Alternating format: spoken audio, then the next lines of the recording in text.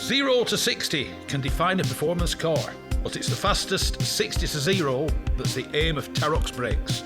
From road cars to race cars, circuits, special stages, or the autostrada, nothing reduces speed like Tarok's brakes. Italy gave the world the art of Da Vinci and Michelangelo. Tarok's has given drivers the art of stopping. For more information and to acquire your own masterpiece, visit taroks.co.uk.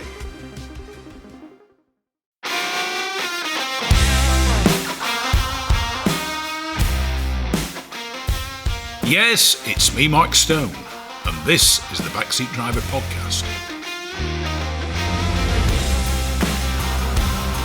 It's the fastest, it's the friendliest, and it's for all the family. The Gas Shocks 116 Trophy and 120 Coupe Cup are the fastest growing race series in the UK, taking in 6 one-hour races and 8 sprints at all the top circuits.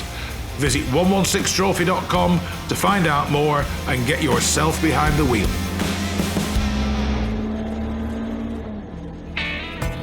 From a pot of tea to TT motorbikes. From a classic English breakfast to a full serving of classic cars. Bridge House Tea Rooms is the Northwest premier classic car meeting location for cars, bikes, tractors and owners clubs. So no matter what your automotive appetite might be, visit Bridge House Farm Tea Rooms on their Facebook page or call John and Alicia on 07980 444 221 for show details and to reserve your own table and parking space. If you're going to celebrate the British Motor Corporation's famous Abingdon Works rally car and race car preparation unit and division, where better to do it than the National Motor Museum at Gaydon, which is exactly what happened the other weekend. Over 70 ex-works cars, genuine ex-works cars, Mini Coopers, Austin Healeys, and very, very similar Riley Elves. Yes, they even officially raced and rallied those, all came together at Gaydon for a huge celebration, celebrating 70 years. It's just a great shame that British Leyland, BMC, call it what you will, no longer exists. They produced some phenomenal rally cars and had the world's best drivers and co-drivers crewing them. Imagine driving from Liège to Rome, back to Liège, with about an hour's stop in Rome, and they did it. They did it with ease, as did the big banger Healeys. So, down at Gaydon, major celebrations. A lot of British Leyland cars have also come to join in. Well over 600 cars, and some of the fantastic drivers, co-drivers and people involved were all there. So, what more do you want? Sit back and enjoy my chat with a whole variety of people who were involved with the BMC competition department at Abingdon Day. With John McIntosh, one of the event organisers. John, welcome to the Backseat Driver. Hello, thank you very much, Mark. This must have taken some serious organising. When did you start with all this? I'm sat here with my friend David Hucker, who was involved right from the beginning with me as well. We started planning this for a show, I think it was in 2020, was it, David? Can you get David as well? The idea started in 2019 to celebrate the Abingdon Works. The planning for this show started on this day 12 months ago. We had a little meeting room up in the museum building and said, well, how are we going to do Comp 70? So we've been at it a whole year. And, I mean, how do you get these cars together? Because, I mean, we know they exist, but they won't all exist in one place, will they? The godfather of all of this was Bill Price. And Bill had some contact lists of people with some of the cars.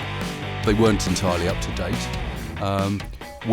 So that was a start, and it was through contacts, through friends. We had a lot from the Minis. So the Mini Cooper register have an ex-works register, and so that was a good basis. and I'd worked with Robert Young on shows I'd run previously, but the Historic Marathon Rally group had their own contacts lists, and it sort of ballooned from there.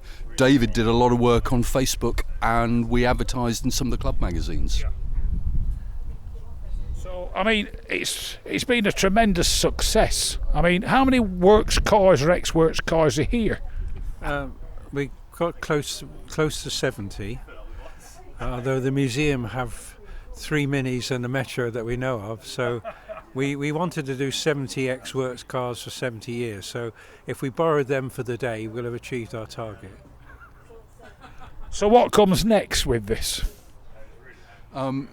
We go home and get some sleep. we're not part of a club.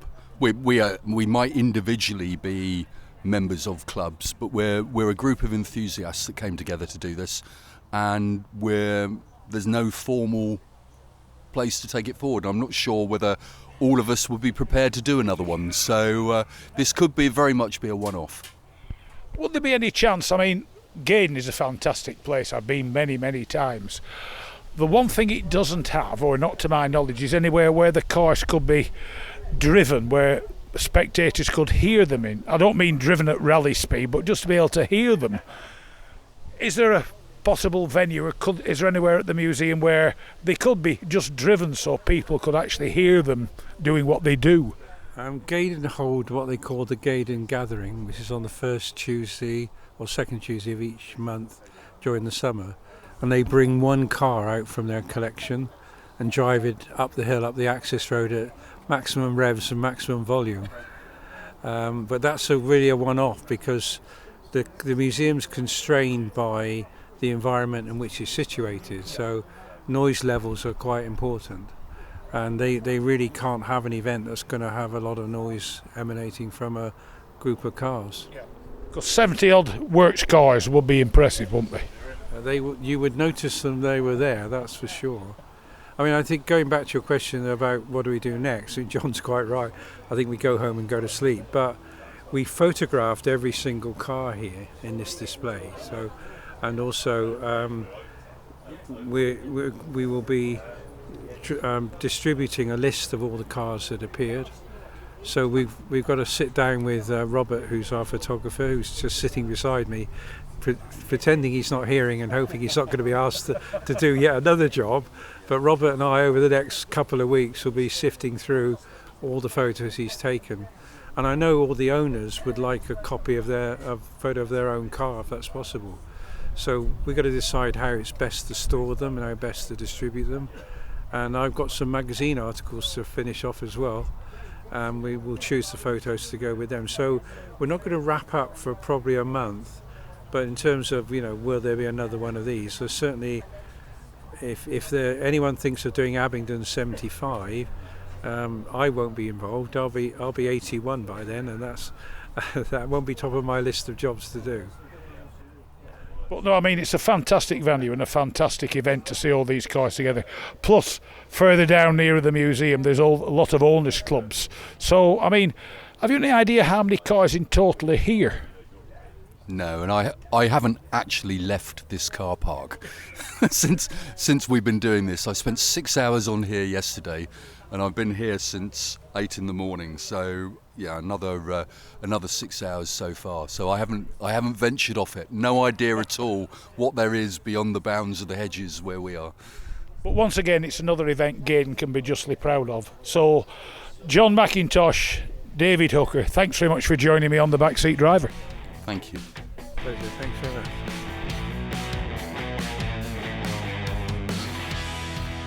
Abingdon Day here at Gaydon with the one, the only Pablo Raybould, author. Pablo, welcome back to the Backseat Driver. Hello again. Hi. Are you having a good day? Yes. Yeah, it's lovely. It's not too hot and it's not too windy at the moment, which is good for everyone. I mean, it's cooled down a little bit. It was terrible yesterday, but everyone's out in the sunshine. There's no cover, so it's good. And it's a bit of a captive audience for you in your books, because a lot of your books do tend to centre around BMC cars, don't they? Yeah, BMC cars, BMC personnel, drivers. So yeah, they're all here. everybody that really counts. They're all the cars. And it's the biggest gathering that's ever. That could be why I'm here. Anybody who counts. It could be, yeah. But it's the biggest gathering that's ever been, and probably will ever be. Because of course, when BMC were operating, they would have 15 or 20 competitions cars in their stable at any one time. And of course, they would go. Say the Minis moved out the way or the Healeys moved out the way for the Minis, and the Minis moved out the way for something else. But of course, you've got everything from 1956 to 1955 to 25 here. So you got those 15 from that period. You got those 20 from that period. And of course, before you know it, you got I think there's about 120 cars here. So yeah. And the other thing was, at the end of the rallying life, a lot of the cars were disposed of or whatever, because at the end of the rallying life, they didn't mean anything to the factory. That was last year's stock. Next absolutely. New model. Yeah, and of course back then, they say you rally at the weekend and it's in the showroom on Monday. Very much like today, I suppose. It's in essence a great big marketing thing to sell the new Toyota Yaris or the new Citroen, whatever. Because there's no way any customer is going to get anything like what they've seen rally. Nothing. The shadow might be this. In fact, even the shadow's not the same. But these back in the day were, they were breathed on, but they weren't that far from the standard cars. No. So so when they were disposed with, they were finished with, people would have rallycross or privateers, and slowly they got put in barns or they got rolled and destroyed. But as you can see, there's not one in bad condition here, is there? They're mint. All of them are mint. Pablo, have a fantastic day, and thanks very much. Thank you very much. Nice to see you again.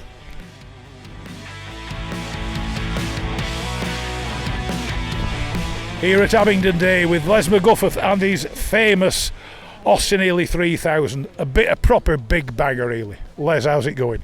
Oh, great. To be here today with all these other cars, it's excellent. To see the collection of Minis, a few Healeys, Sprites, Metro 6R4s, TR7 V8s. Great day.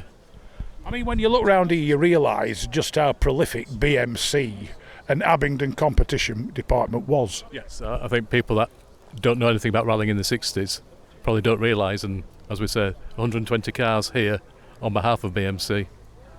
Would you get that with Ford? Would you get that with most other works teams? Probably not nowadays. I think the shame was, and it's like I said to somebody else, when they finished with the rally cars, they just disposed of them. So it's nice to see so many have actually survived. Yes, and I was talking to somebody earlier on that got given an X-Works Triumph Dolomite Sprint unofficially. He couldn't use the number plate. Yeah. He ran it, he rolled it after his second event, reshelled it, his friend bought it off him and turned it back into the works car, and it's now out and about as an X-Works Dolomite Sprint rally car. Now, your Healey, though I'm not being funny, it's not an out-and-out works car. It's done some serious events as this, hasn't it? Yes. From it coming back on the road in 1999, first event it did was the Classic Monte Carlo. But since then, it's done long-distance events, it's done short events, it's done demonstration events. It's done 40,000 miles, which for a classic probably in that sort of period, it's all been used. It's not been sat there and pampered, and yeah. Because I know its next little job's engine out, isn't it? Next year, yeah. We'll have 2-3 more events this year, then we'll take the engine out and have a good look at it and make sure the bearings are nice and the compression's right. But yeah, a bit of TLC. But it'll never stop being a competition car, will it? Not when I own it, and I don't think anybody else that owns it after me, because we're just caretakers for cars like this. Yeah. Yeah. And the one thing about these is, they were always known as the big banger Healeys with Pat Moss. You've got to be able to and know how to drive, haven't you? Yes, especially the early cars. It wasn't until about 63, 64 they put slippy diffs in. So you got to learn how to throw it around, drive it on the torque, so you get the back end round. Yeah, they're not like cars, they're heavy cars at the front, so yeah. Yeah, it's not an Escort or a Mini, so yeah. Makes you wonder how the modern rally driver might cope with one of these. Probably with difficulty. No power steering, manual gears, what's that sort of thing to do? A clutch pedal, yeah. Be very interesting, yeah. Thanks for joining me on the Backseat Driver again, Les McGuffeth. Cheers, Mark. Thank you very much. Hidden away in the heart of the Ribble Valley, specialised automotive services offer unrivalled levels of talent for all types of vehicles. All makes and models, old and new, are cared for with the exact same levels of detail. From accident repairs, paintwork, or even full bespoke bare metal resprays. Mechanical rebuilds to full replacement or modifications of defunct electrical systems. Specialised automotive services offer traditional engineering and mechanical skills along with the company's constantly updated digital systems and diagnostics. Each SAS technician embodies the SAS ethos of ensuring everything is in order and exactly as it should be. To arrange a guided tour of the workshops and the new vehicle finishing and detailing bay, call Dean on 01282 776 081 or visit sas-autos.co.uk.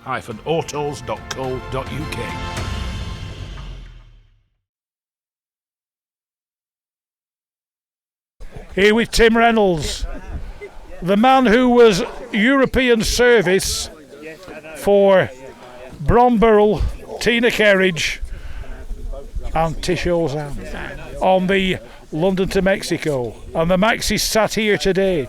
How was it back then? Looks the same now as it did then. Yeah, there's not much difference to it. Did it need much doing to it? Because I mean, it was surprising in many ways back then how many cars fell by the wayside on the European section. We just had a drive shaft brake, which managed to get to the end of the stage, and just brake pads and stuff like that, the normal servicing. Yeah. So it didn't need a lot of looking after? No, not in Europe, no. Right, and you left it in Europe, didn't you? I left it in Lisbon, yeah. Is that right? Did you wish you could have carried on to the rest? Yes, yeah, I think we could have probably got it to the finish, I think, because it cracked a manifold in Argentina. Yeah. And the works team didn't have time to repair it. They found a spare one which didn't fit. So by the time they welded it all up, they couldn't get through the stage in time. Yeah. It's just bad luck, really. But I mean, it was basically a hatchback land crab in many ways, wasn't it? Oh yes, the back's all been welded up, so there wasn't a back door on it. It was just a normal boot, like most cars have. But if you think about it, it was a hell of a event, wasn't it? Oh yes, and really tough on the cars it was. But it's incredible how strong the Maxi is, and it still hasn't had a little bit of welding here and there it's had done, but not much. Yeah. Still, as you look at it now, it's when it started. It's just brilliant. She's done more damage to it since. Hitting straw bales. Bromburl, who sat over here, we've just been told you do more damage to cars than they ever got on London, Mexico. Do you still do much with the car? I don't have anything to do with it now, no, but Bronwyn's got some people who service it in Bicester, and they look after it for her. And what's it like being here surrounded by a lot of the cars you would have seen? Oh, it's lovely. It's amazing to see the cars you haven't seen for years. I do see a lot of that car. We do see it from various shows, but we don't see all these other ones. Well, no, thanks very much for joining me on the Backseat Driver.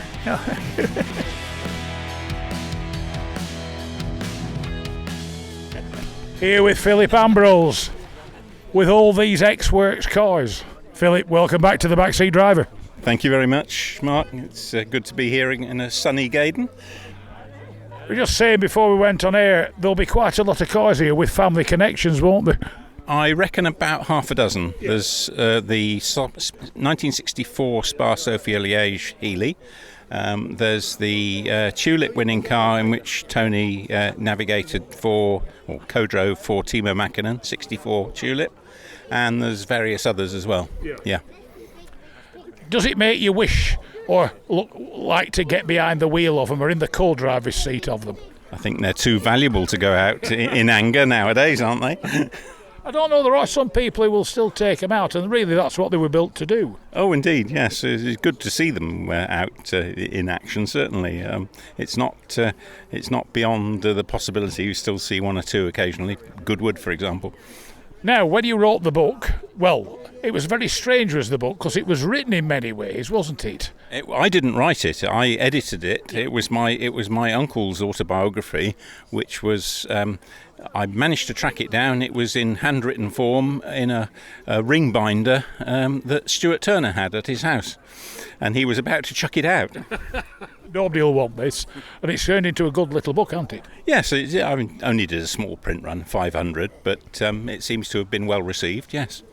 And for that book, you'll have a lot of period photographs of which the cars will be sat here today. Well, indeed. I mean, people like the late Bill Price, God rest his soul, he provided me with a lot of material, and Stuart Turner also.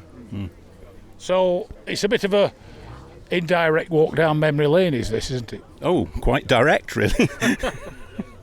And they were saying you probably won't see all these cars together again, either not for a long while or ever again. I think it's a fantastic effort that the organising team have put together. Apparently there are about 70 ex-works cars here today, and yes, you're right, it's unlikely we'll ever see. Well, maybe everybody will be around for a 75th, I don't know, but let's hope so.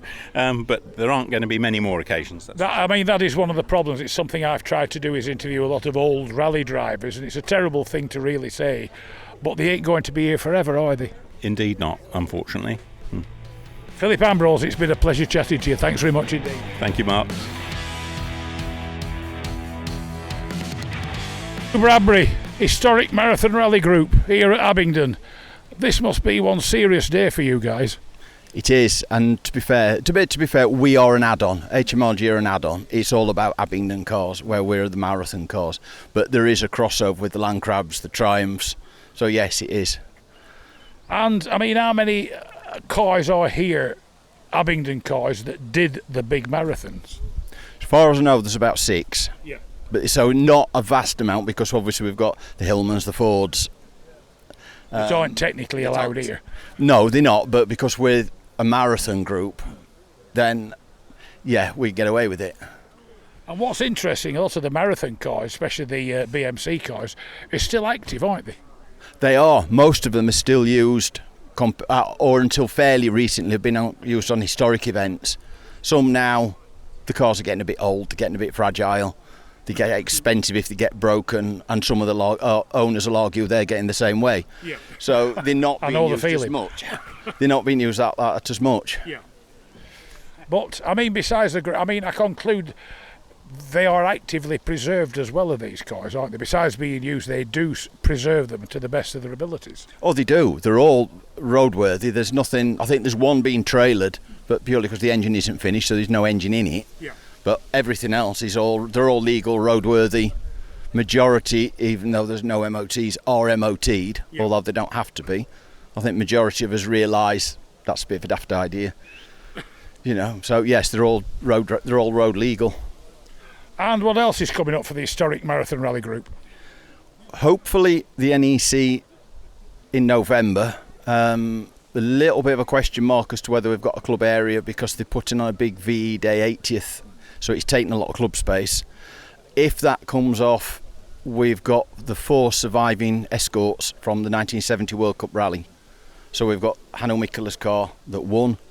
We've got the escort, what was a 1300 GT that came last 23 hours later, and the 2 that finished in between. So we've got the 4 survivors. Yeah. And then next April, we've got a reunion again of all the marathon rally cars. It isn't a particular anniversary, it's just to get as many together as we can, like we did in 2015. Yeah. But we'll expand that into the reruns. So the Pirelli Classics, the 95 event, the 2000 London Sydney's. We'll do all of the reruns, not just the originals. Right. So in many ways, the group is still getting cars added to it. As best we can. A lot of the reruns, the cars are much harder to track down. Yeah. Because they've been used in other events, they've sold on. But if anybody comes, we've had a few couple come today. The MGC is one we haven't seen before. So, yeah, we just keep adding to it. All the best, and thanks for all your hard work with all this, because it truly is fascinating to see them all. Andrew Bradbury, Historic Marathon Rally Group, thanks very much indeed. Thanks, Mark. Nice to see you again.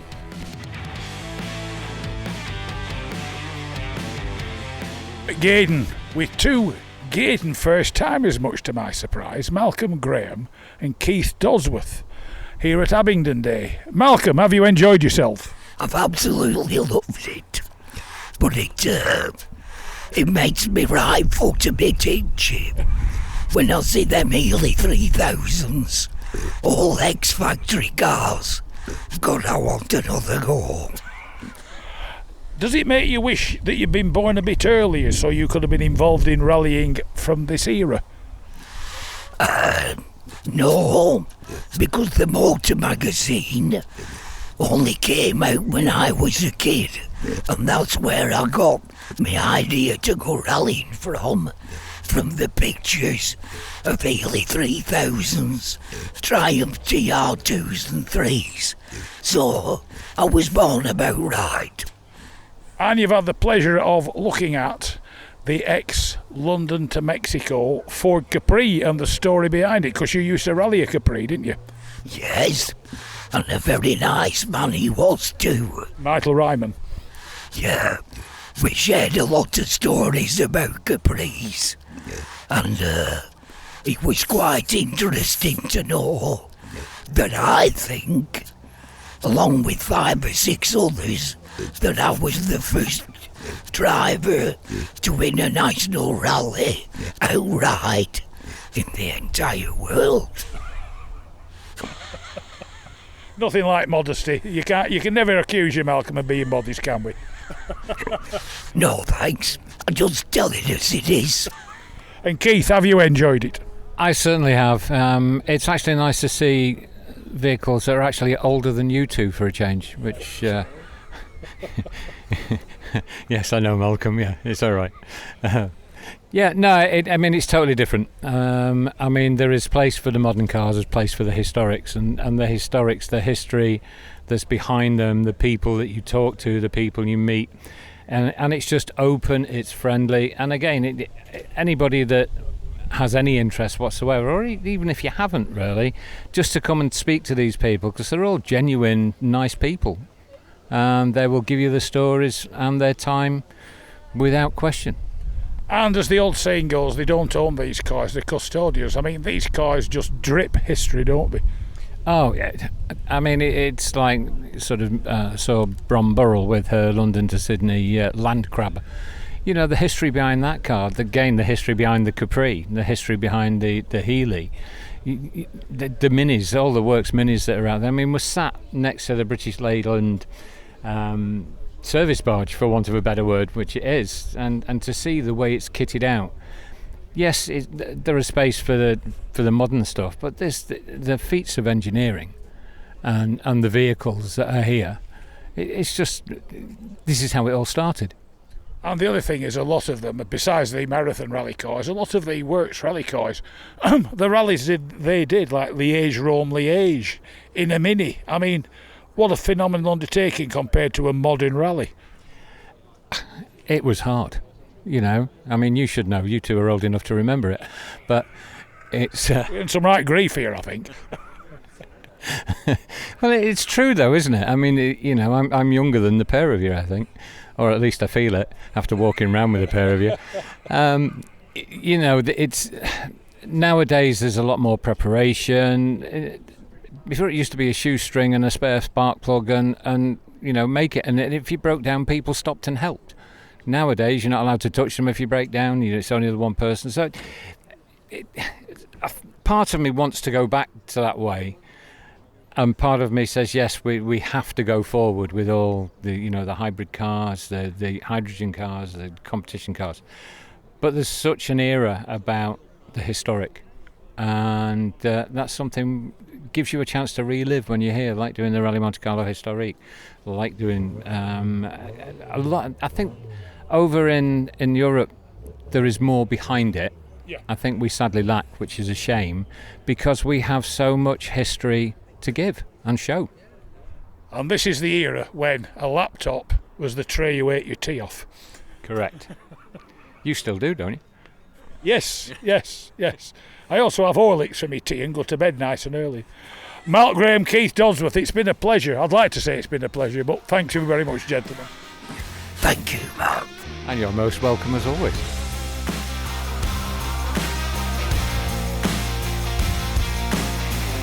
So there you have it, the Abingdon Day 70th anniversary of the BMC competition department, with as many works cars as they could find, and it took some doing, all gathered together. Will it happen again? Nobody's quite sure, because a lot of these cars sit in private collections, and given the fact they're 70 years or more old, and they do the odd thing, but they don't go out anymore and do what they were built to do. They're a bit too old and fragile, probably a bit like myself. So I hope you enjoyed that. I certainly enjoyed it. If you get the chance to go to the Gaydon Museum, do so. It's a fantastic venue. It's vast. You cannot conceive, if you've never been, just how big it is. And a date for your diary: Sunday the 19th of April 2026, the Historic Marathon Rally Group are celebrating of many of the cars and characters involved in every great marathon race and classic car endurance race from 1968 to 2025, are having a gathering back down at Gaydon. So make sure you're there.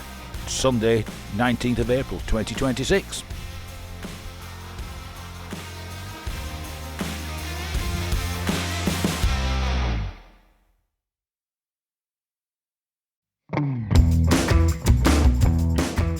Rarely beaten on price, never beaten on service. Whether it's cars, bikes or commercials, Hoddy Tyres are the best in the business. And when it comes to tyre expertise and advice to supplying the correct tyres for your vehicle's specific requirements, nobody comes close to David Lakin and the Hoddy Tyres team.